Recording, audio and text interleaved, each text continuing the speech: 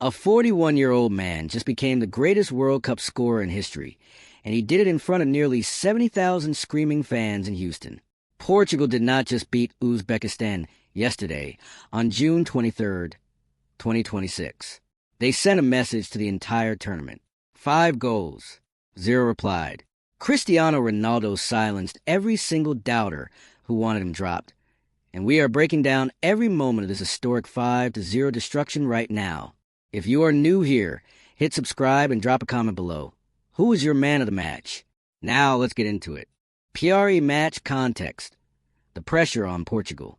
Going into this Group K clash, Portugal was not in the best headspace.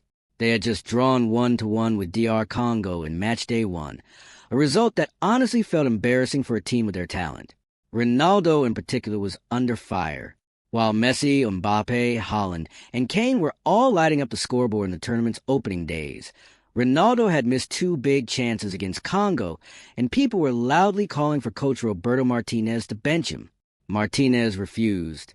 That trust was about to be repaid in full. Uzbekistan, on the other hand, came in having lost their very first ever World Cup match, a 3-1 defeat to Colombia, a World Cup debutant nation. Coached by Fabio Cannavaro, the Italian legend who won the World Cup himself back in 2006. They were brave, but this was always going to be a massive step up in quality. First half breakdown. History is made. Portugal came out like a team with a point to prove and wasted absolutely 0 time. Just 6 minutes in, João Cancelo whipped a cross into the box and Ronaldo swiveled at the near post, powering a half-volley past goalkeeper Abdivokin Nemetov. Goal. And with that strike, Ronaldo became the first man in history to score at 6 different World Cup tournaments.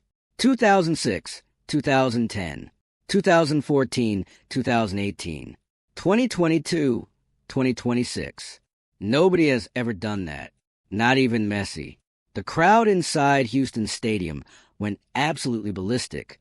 Then came one of the smartest pieces of set-piece trickery you will see. Portugal won a free kick around 20 yards out in the 17th minute.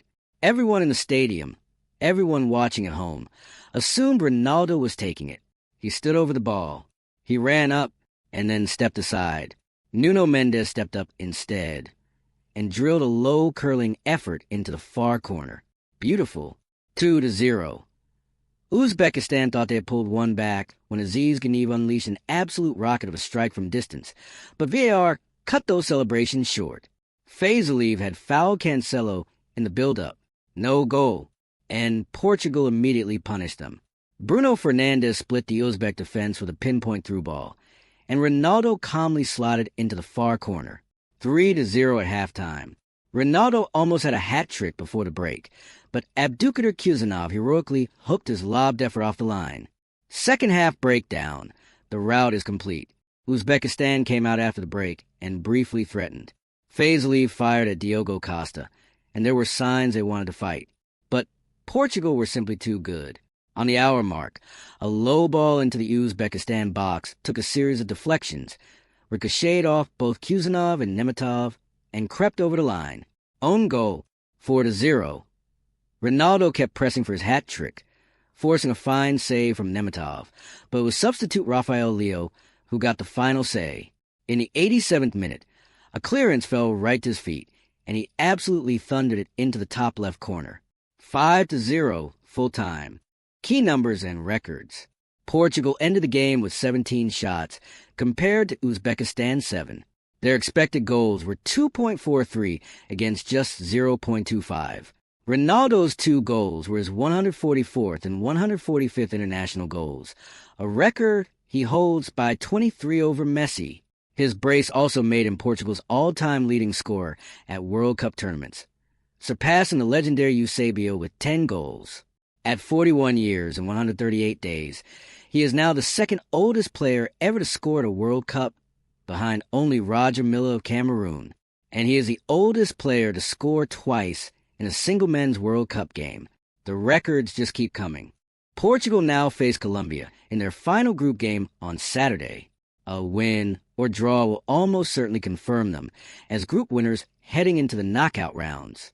For Uzbekistan, They need to beat DR Congo and hope results go their way. But their World Cup adventure looks to be coming to an end. The bigger story from this game, though, is clear. Do not write off Cristiano Ronaldo.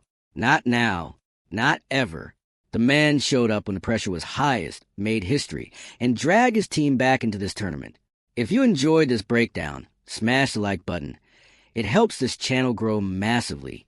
Subscribe for full analysis on every big World Cup game coming your way. We will see you in the next one.